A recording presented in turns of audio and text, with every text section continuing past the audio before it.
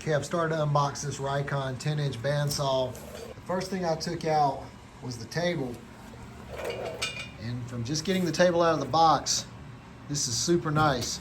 This is heavy duty, feels really solid. And this is probably 20 pounds of cast steel.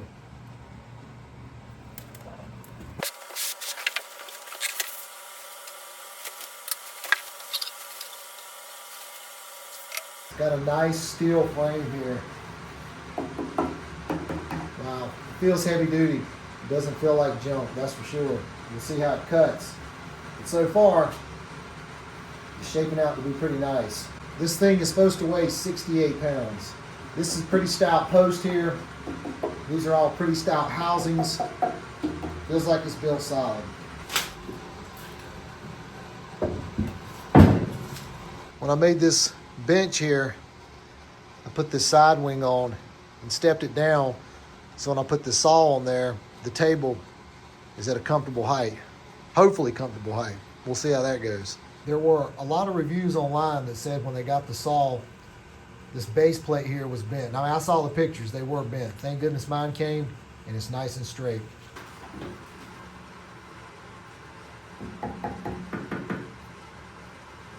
Like I said earlier, this is such a nice frame. It's good and stout. Looks like a quality build so far. Looks like I'm actually going to be able to use this. Not overly impressed with the fence. I guess it'll do its job. This is really thin.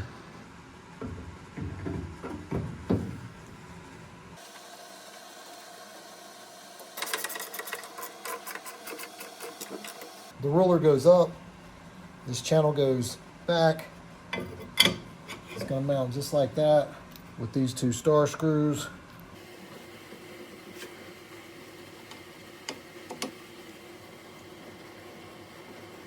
Next, you got this piece here. Just separate it, drop this down in the hole.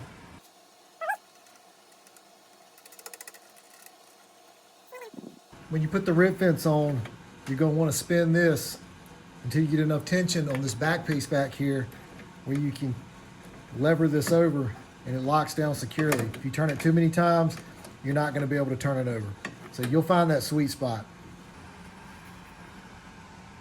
That's about as square as I can get the table to the blade. It's not perfect, but it's pretty close. All right, when you place the blade tension knob, it simply just holds in there by friction.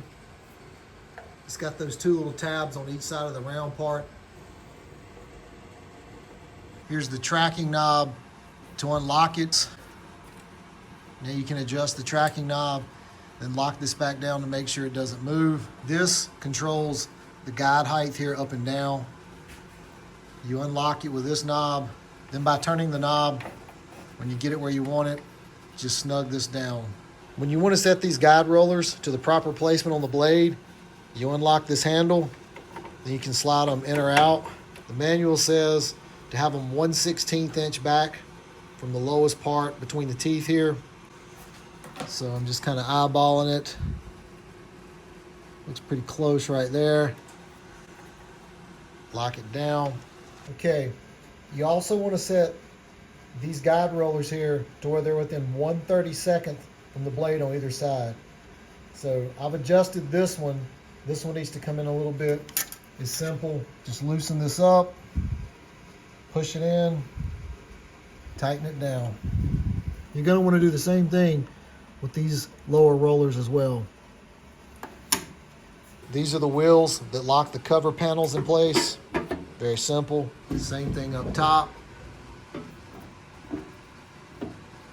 The 2-inch dust port here to connect to. Okay, let's power it up and see how it sounds.